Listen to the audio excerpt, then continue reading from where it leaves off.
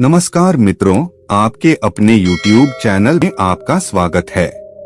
आज की जो हमारी कहानी है ये बड़ी ज्ञानवर्धक है। ये कहानी आपको आपके जीवन में ढेर सारी प्रेरणा देगी। इस कहानी को पूरा सुने। आज की जो कहानी है ये कबूतर और कबूतरी का प्रसंग है। इस कहानी में आप जानेंगे कि जिस घर में बेटियां होती हैं, जिन पिता के यहाँ बेटियां होती है, वो उनकी परवरिश कैसे करती है और उनका अंत क्या होता है। किसी भी घर में पुत्री का जन्म लेना कितना शुभ होता है, कितना खास दिन होता है। जिस घर में जिस दिन पुत्री जन्म लेती है, शास्त्रों में ऐसा बताया गया है, जिस घर में पुत्री जन्म लेती है वो बड़ा भाग्यशाली होता है। और गरुड़ पुराण में तो यहाँ तक लिखा है, जिस घर में पुत्री जन्म नहीं लेती उस व्यक्ति का मुख देखने का भी कोई धर्म नहीं होता है। ऐसा गरुड़ पुराण में स्पष्ट लिखा हुआ है। लेकिन जो लोग अपनी पुत्री को भारी छूट देते हैं, भारी लाड़ करते हैं, उनकी पुत्रियां बिगड़ जाती हैं। आज की ये कहानी आपको यही दर्शाएगी। कहानी शुरू करने से पहले जो लोग हमसे नए जुड़े हैं वो हमारे चैनल को सब्सक्राइब करें। शुरू करते हैं आज की कहानी। प्राचीन काल समय में एक जंगल में एक कबूतर और एक कबूतरी बैठे हुए थे। सर्दियों की रात थी, कड़ाके की ठंड पड़ रही थी। तब कबूतरी कबूतर से कहती है कि पिया जी, आज की रात निकालने के लिए ऐसा क्या किया जाए जो आधी रात निकल जाए। सर्दी बहुत भारी पड़ रही। कबूतरी कहती कि कोई ऐसी कहानी सुनाओ जिसे हमारी आज की ये रात कट जाए। कबूतर कबूतरी की बात सुनने के बाद एक कहानी शुरू करता है और कबूतरी से कहता है कि तुम ध्यान से सुनो, बड़ी ज्ञानवर्धक और बड़ी प्रेरणादायक कहानी सुनाने जा रहा हूँ। ये कहानी एक सेठ और उनकी पुत्री की कहानी है। अब कबूतरी बड़े ध्यान से सुनती है और कबूतर कहानी शुरू करता है। जो लोग इस कहानी को सुन रहे हैं वो इस कहानी को पूरा सुने। कबूतर कहानी शुरू करता है कि एक नगर में एक सेठ रहता था। उस सेठ के वहां पे एक पुत्री ने जन्म लिया। जब पुत्री ने जन्म लिया तो सेठ के घर में बड़ा अजीब खुशी का माहौल रहा। वो अपनी पुत्री से इतनी मोहब्बत करता था, इतना लाड़ करता था, इतना प्यार करता था कि इसकी कोई सीमा नहीं थी। पुत्री को कुछ कहने की जरूरत नहीं पड़ती थी। वो पहले से पुत्री की हर इच्छाओं को पूरी करता था। सेठ की लाड़ प्यार ने अपनी पुत्री को इतना बिगाड़ दिया था कि वह किसी की नहीं सुनती थी। इतनी नकारा हो चुकी थी, किसी काम में उसका मन नहीं लगता था। सुबह 10-11 बजे से पहले बिस्तर से नहीं उठा करती थी। घर वाले यदि कुछ कहते तो उनको 10 बातें सुनाती थी। दिन भर जवान लड़कों के साथ इधर उधर घूमा करती थी। रात को 12 बजे घर पे आया करती थी। सेठ की लड़की इतनी नकारा हो चुकी थी कि बयान करना भी बड़ा मुश्किल होता है। सेठ की घरवाली सेठ से कहती कि तुमने इस लड़की को बिगाड़ दिया है, लेकिन सेठ अपनी पत्नी को ये कहकर के चुप करवा देता कि बच्ची है, सुधर जाएगी। अपनी बच्चियों से मोहब्बत करनी चाहिए, प्यार करना चाहिए, लाड़ करना चाहिए, उनकी हर जरूरत का ख्याल भी रखना चाहिए। लेकिन इतना भी लाड़ प्यार ना करो कि उसका जीवन ही बर्बाद हो जाए। वो सेठ बिल्कुल ऐसा अंधा हो गया था अपनी पुत्री के प्यार में कि उसको कुछ दिखाई नहीं देता, सिर्फ अपनी पुत्री ही दिखाई देती थी। वह भूल गया था कि मेरी पुत्री को एक दिन दूसरे घर भी जाना है। बहन बेटी जो होती है वह किसी घर में नहीं समाती, उसको दूसरे घर जाना ही पड़ता है। सेठ इस बात को भूल गया।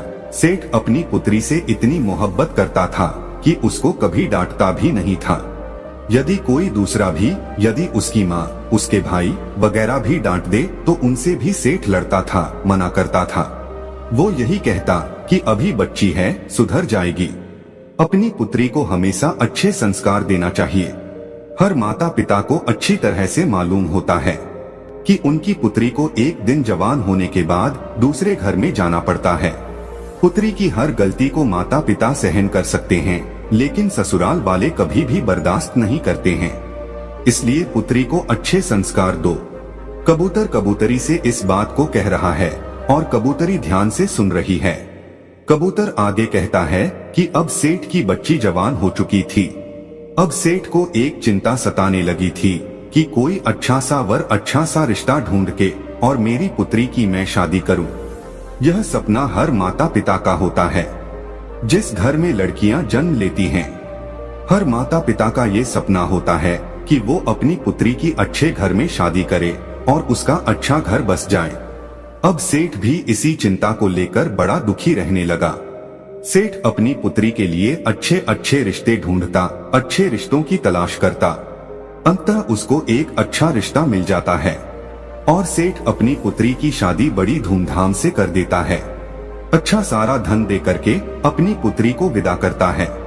जब उसकी पुत्री ससुराल में जाती है तो 10 दिन बाद ही अपने पिता को फोन कर देती है और पिता से कहती है कि पिताजी इसी वक्त आप मुझे लेने के लिए आ जाइए। आपने मुझे कैसे नरक में डाल दिया है, मैं इस नरक में 1 मिनट भी नहीं रहना चाहती हूँ। सेठ अपनी पुत्री की बात सुनने के बाद बड़ा चिंतित होता है, बड़ा दुखी होता। सेठ सोचने लगता है कि रिश्ता तो मैंने बिल्कुल सही ढूंढा था, बिल्कुल काबिल लोग थे, लेकिन पुत्री कह रही है कि बिल्कुल नरक में डाल दिया है। ऐसा 10 दिन में ऐसी कौन सी आफत आ गई है जिसके कारण मेरी पुत्री ऐसा कह रही है। सेठ थोड़ा चिंतित होता है और अपनी पुत्री के ससुराल में पहुंच जाता है। यदि हमारी पुत्री के लक्षण ठीक होते हैं, हमारी पुत्री सही होती है और उसके संस्कार बिल्कुल सही होते हैं, तो पुत्री के ससुराल में पुत्री के पिता को बड़ा मान सम्मान दिया जाता है, उसको आदर दिया जाता है, उसका सम्मान किया जाता है। लेकिन जब वो सेठ अपनी पुत्री के ससुराल में पहुंचा तो उसको कोई मान सम्मान नहीं मिला। कोई उसे राम राम करने के लिए तैयार नहीं था, कोई उसको आदर देने के लिए तैयार नहीं था। फिर जब अपनी पुत्री के ससुराल में पहुंचता है तो सबसे पहले उसकी समधन मिलती है, यानी उसकी पुत्री की सास मिलती है। अपनी समधन से जाकर की वह राम राम करता है, जय श्री राम करता है, लेकिन वो भी मुंह फुला लेती है और कुछ जवाब नहीं देती है। सेठ फिर अपने समधी से मिलता है, समधी से जय श्री राम कहता है, नमस्कार करता है, लेकिन वो भी कोई जवाब नहीं देता है। उसके बाद सेठ अपनी पुत्री के जेठ से मिलता है, वो भी कोई जवाब नहीं देता है, यानी कोई भी उसको कोई मान सम्मान नहीं दे रहा था। अंत में सेठ अपने दामाद से मिलता है। सेठ का दामाद कहता कि अपनी पुत्री को ले जाओ, हमें इसकी जरूरत नहीं है। ऐसी बिगड़ी औलाद आपने पैदा की है, हमारे घर को नरक बना दिया है। इसको तुरंत इसी वक्त यहाँ से ले जाओ, जो तुमने दहेज वगैरह दिया है उसका बैठ के हिसाब कर लो, हमें इसकी जरूरत नहीं है। सेठ बड़ा दुखी होता है। उसके बाद सेठ अपने पुत्री के कमरे में जाता है और अपनी पुत्री से कहता है कि पुत्री क्या बात हो गई। सेठ की पुत्री अपने पिता से कहती है कि पिताजी मुझे इस नर्क में नहीं रहना है, यदि आप मुझे जीवित देखना चाहते हैं तो इस नर्क से मुझे इसी वक्त यहाँ से ले चलो। पुत्री की इतनी बात सुनने के बाद सेठ अपनी पुत्री को साथ लेकर के और पुत्री के ससुराल के घर से बाहर निकल जाता है। लेकिन फिर भी सेठ की पुत्री के ससुराल वाले कोई भी जयराम जी की नहीं करता है। सेठ अपनी पुत्री को लेके और रस्ते रस्ते रवाना हो जाता है। रास्ते में सेठ अपनी पुत्री से पूछता है कि पुत्री आप मुझे एक बात बताइए कि तुम्हारी सास कैसी है। सेठ की पुत्री कहती है कि पिताजी उसकी बारे में तो पूछो ही मत, वो तो एकदम डायन है, उसने मेरा जीना हराम कर दिया है। ऐसी डायन के घर में आपने मेरी शादी की है, हर वक्त मुझे तंग करती रहती है, ऐसी डायन का नाम भी मत लो। सेठ कहता है ठीक है पुत्री, अब आप मुझे ये बताइए कि तुम्हारे ससुर कैसे हैं। सेठ की पुत्री कहती है कि उस दुष्ट का नाम भी मत लो, वह तो एकदम दुष्ट है, राक्षस है। उसके बाद सेठ कहता है कि ठीक है उसे छोड़ो, अभी बताओ तुम्हारे जो जेठ है वो कैसे हैं। तो जेठ के बारे में भी सेठ की पुत्री कहती है कि जेठ तो बड़े जल्लाद है, उनकी तो बात ही मत करो, हर दिन मुझे परेशान करते रहते थे। उसके बाद पुत्री की बात सुनने के बाद सेठ फिर पूछते हैं कि तुम्हारी ननद कैसी है। वो तो ठीक होगी, वो तो तुमसे प्रेम करती होगी। सेठ की पुत्री जवाब देती है कि उन चुड़ैलों का नाम भी मत लो पिताश्री, वो तो बहुत ही बेकार है, उठ करके खाने वाली है। सेठ अपनी पुत्री की बात सुनने के बाद फिर पूछता कि ये बताइए कि तुम्हारे पति कैसे हैं, हमारे जमाई साहब कैसे हैं, वो तो तुमसे बेहद प्रेम करते होंगे। सेठ की पुत्री कहती है कि वो तो यमदूत है, पूरा यमराज है, उसका तुम नाम मत लो, बड़ा दुष्ट इंसान है, उसने तो मेरा जीना हराम कर दिया है, रात दिन मुझे मारता पीटता था, एक बात मेरी नहीं सुनता था। सेठ अपनी पुत्री की बात को सुनने के बाद अंत में सेठ पूछता है कि अभी ये बताइए कि तुम्हारे मोहल्ले वाले कैसे हैं। सेठ की पुत्री जवाब देती है कि पिताश्री, मोहल्ले वालों के बारे में भी कुछ ना पूछो, वो लुच्चे लफंगे बदमाश है, पूरा मोहल्ला खराब है। अब सेठ बड़ा दिमागधारी था, सेठ भी समझ गया था कि एक इंसान खराब हो सकता है, दो इंसान खराब हो सकते हैं, अरे हो सकता है मेरी पुत्री के ससुराल वाले खराब हो, लेकिन मोहल्ले वाले तो खराब नहीं हो सकते, इसलिए दोष मेरी पुत्री में है, मेरी पुत्री के ससुराल वालों में नहीं। सेठ इस बात को समझ जाता है कि सारा नतीजा मेरी लाड़ प्यार का है। यदि मैं अपनी पुत्री को इतना लाड़ प्यार नहीं करता, उसको अच्छे संस्कार देता, तो ये नौबत खड़ी नहीं होती। सेठ चुपचाप अपनी पुत्री को लेकर के अपने घर आ जाता है। जैसे ही सेठ की पुत्री अपने घर में कदम रखती है तो उसकी जो भाभियां थी वो भी मुंह फुला लेती है। सेठ की पुत्री सोचने लगती है कि मेरी भाभी आज मुंह क्यों फुला रही है, हर रोज मेरे से बड़ा प्रेम किया करती थी, मीठी मीठी बातें करती थी, मगर आज मुझे देखकर मुंह फुला रही है। वो अपनी भाभी से जाके पूछती है कि ऐसी क्या बात है, तुमने मुझे देखकर मुंह क्यों फुला लिया? तो वह कहती है कि मुंह नहीं फुलाओ तो क्या करूं, तुम्हारी शादी कर दी, तुम्हें ससुराल भेजा था, लेकिन तू फिर से मेरी छाती पर मूंग दलने के लिए आ गई हो, इसलिए आज के बाद तुम मेरे से बात मत करना। उसकी भाभी उसको फटकार देती है। अब इतनी बात सुनने के बाद उससे उस घर में कोई बात नहीं करता, सिर्फ उसके पिता के सिवा सिर्फ उसका पिता ही उससे बात करता।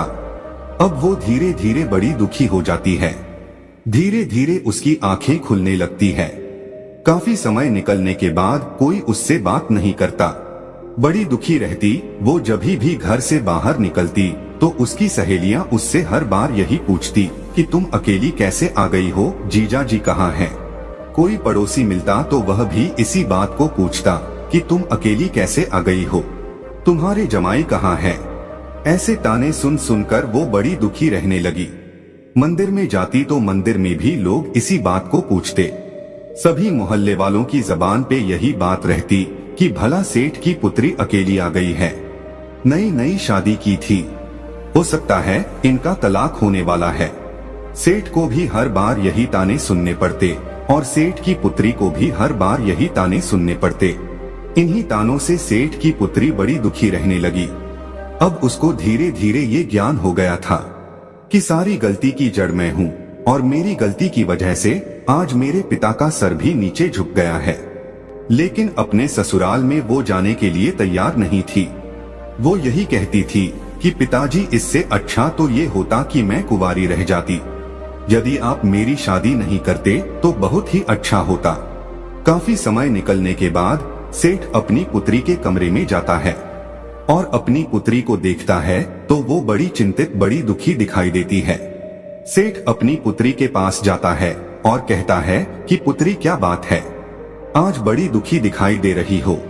सेठ की पुत्री कहती है कि पिताश्री, मैं बड़ी दुखी हूँ, यदि आप मेरी शादी नहीं करते तो मैं बहुत सुख से रहती, लेकिन मेरी शादी करके आपने मुझे दुखों के सागर में ढकेल दिया है। अब मैं ऐसा क्या करूं? ससुराल वाले सभी नरक के समान हैं। ससुराल में जाऊंगी तो कैसे जाऊं? और जो मेरे परिवार वाले हैं, मेरे पीहर वाले हैं, कोई मुझसे बात नहीं करता। सिर्फ आपके माँ भी बात नहीं करती, भौजाई भी बात नहीं करती, भाई बात नहीं करते, सभी मेरे से नफरत करने लगे हैं। मैं ऐसा क्या करूं? मैं करूं तो क्या करूं? उसका पिता अपनी पुत्री से कहता कि पुत्री, हमारे नगर में एक बहुत बड़े विद्वान पहुंचे हुए साधु आए हैं, एक संत आए हैं। तुम्हारी समस्या को लेकर मैं उनके पास गया था तो उन्होंने मुझे एक उपाय बताया है।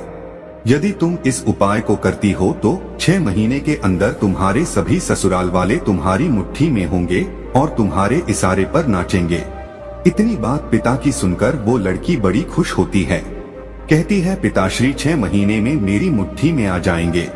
बोले हाँ 6 महीने में तुम्हारी मुट्ठी में आ जाएंगे।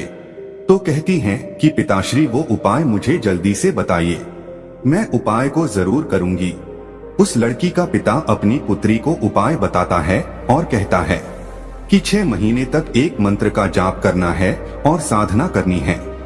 यदि तुम इस कार्य को करती हो तो मात्र 6 महीने में तुम्हारे सभी ससुराल वाले, तुम्हारे पति, तुम्हारे जेठ, तुम्हारे ससुर, तुम्हारी सास, सभी तुम्हारी मुट्ठी में होंगे और तुम्हारे इशारे पर नाचेंगे। जैसा तुम कहोगी वैसा ही होगा। तुम उस घर की रानी बन जाओगी, तुम उस घर की मालकिन बन जाओगी। पुत्री बड़ी खुश होती है, लेकिन कहती कि पिताजी ये तंत्र मंत्र वाला काम मेरे से नहीं होता है, कोई सादा सुगम रास्ता मेरे को बताइए। सेठ फिर कहता कि ठीक है पुत्री, यदि तुम मंत्र का जाप नहीं कर सकती तो मंत्र का जाप मैं करूंगा, तुम सिर्फ साधना कर लेना। पुत्री कहती कि साधना कैसे की जाती है? सेठ बताता है कि साधना आपको इस तरीके से करनी है, तुम्हें 6 महीने तक बिल्कुल मौन रहना है। तुमसे कोई भी कुछ कहे बिल्कुल जवाब नहीं देना है। हर इंसान की बात को सुननी है, हर इंसान के पैर को छूना है, यही साधना होती है। सेठ की पुत्री कहती कि पिताश्री मात्र 6 महीने में हो जाएगा ना, इससे ज्यादा मेरे से नहीं हो पाएगा। लेकिन सेठ कहता है कि हाँ बिल्कुल 6 महीने में हो जाएगा। सेठ की पुत्री तैयार हो जाती है। सेठ अपनी पुत्री को लेके फिर से पुत्री के ससुराल में जाता है। जैसे सेठ पुत्री के ससुराल में जाता है तो सामने उसे अपनी पुत्री की सास नजर आती है। वो उसे बुरी तरह फटकारती है, कहती है कि तुम पहले आए थे तभी मना कर दिया था कि तुम्हारी पुत्री की हमें जरूरत नहीं है, इसे वापस ले जाओ। ऐसी बिगड़ी हुई औलाद आपने पैदा की है, इसकी हमें जरूरत नहीं है। उसको बुरी तरह फटकारती है। कोई रामा श्यामा नहीं, कोई आदर भाव नहीं, कोई मान सम्मान नहीं। अपनी सास की ऐसी हरकतों को देखकर उस सेठ की लड़की भारी गुस्सा करती है। लेकिन सेठ अपनी पुत्री से इशारों में कहता है कि पुत्री तुम्हें साधना करनी है, साधना का ध्यान रखो, 6 महीने तुम्हें मौन रहना है, जो भी कुछ कहे सबकी आज्ञा का पालन करना है। लेकिन फिर भी कहते हैं ना कि पुत्री का पिता हमेशा सिर झुका के रहना पड़ता है, इसलिए वह सर झुका के सारी बात को सुनता है और अपनी समधिन से कहता कि बहन जी गलती हर इंसान से होती है, इससे भी गलती हुई, इसको एक मौका जरूर दिया जाए। अब ये सुधर गई है, अब ये ऐसा कुछ नहीं करेगी।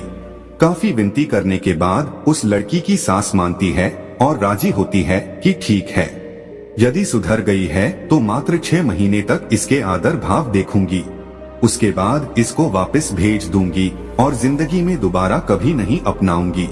लेकिन सेठ सह स्वीकार करता कि ठीक है, आप 6 महीने तक इसको अपने घर में रखिए। ये बिल्कुल शांत स्वभाव की हो गई है, बिल्कुल सुधर गई है। सेठ अपनी पुत्री को उसके ससुराल में छोड़ करके आ जाता है। सेठ की पुत्री अपने ससुराल में रहने लग जाती है। जा करके अपनी सास के पांव छूती है।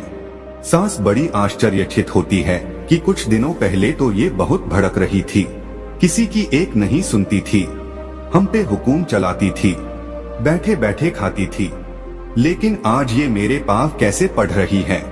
वो बड़ी आश्चर्यचकित होती है। सेठ की पुत्री कहती है कि मां जी मुझे आशीर्वाद दीजिए, आपका आशीर्वाद मेरे लिए बहुत महत्वपूर्ण है। यदि आप मुझे आशीर्वाद देंगी तो मेरी साधना सफल हो जाएगी। उसकी सास उसको आशीर्वाद देती है कि ठीक है, तुम खुश रहो। अब वो अपने घर में रहने लगती है। एक दिन की बात है, अपने ससुर के लिए वो चाय बना के ले जा रही थी। जब ससुर को जैसे ही चाय पकड़ाने लगी तो कप हाथ में से छूट जाता और नीचे गिर के फूट जाता है। तभी उसका ससुर उस पे भड़क जाता है, उसको गाली गलौज निकालने लगता। कहता है कि मेरे घर से निकल जा, तुम्हारी जरूरत नहीं है, तुम बिगड़ी औलाद हो, तुम कुलक्षणी हो, इस तरह की उससे बात कहता है। अब सेठ की पुत्री मन ही मन इस बात को सोचती है कि यदि मेरे पिता मंत्र का जाप नहीं कर रहे होते तो इसी कप से मैं तेरा सर फोड़ देती, लेकिन क्या करूं, मैं साधना कर रही हूं, चुप रहने की, मेरे पिता मंत्र का जाप कर रहे हैं, इसलिए तुम्हारी इतनी बात सुननी पड़ रही है।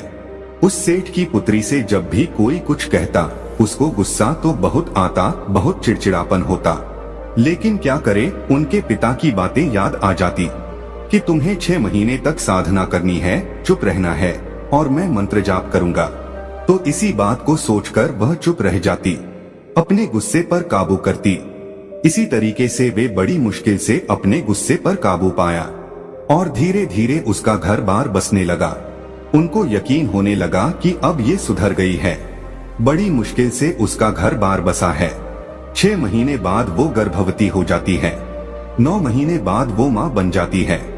अब उसकी गृहस्थी बड़े आराम से चल रही थी। इसीलिए कहते हैं कि अपनी पुत्री को बेइंतहा लाड करना, उसको सर पे चढ़ाना बड़ा खतरनाक साबित होता है। हाँ, अपनी पुत्री को प्रेम करो, मोहब्बत करो, हर चीज का ख्याल रखो, लेकिन इतना भी सर पे ना चढ़ावो कि एक दिन तुम्हें भारी पड़ जाए और उसका भी जीवन बर्बाद हो जाए। कबूतर अपनी कहानी अब समाप्त करता है। प्रिय दर्शकों, अपनी पुत्री को हमेशा अच्छे संस्कार देना चाहिए।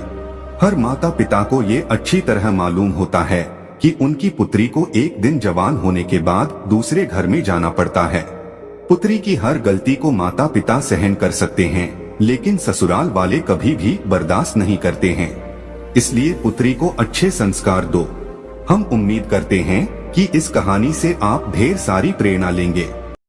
तो दोस्तों, यह कहानी आपको कैसी लगी हमें कमेंट सेक्शन में जरूर बताना, और अच्छी लगी हो तो इस चैनल को सब्सक्राइब जरूर कर लेना।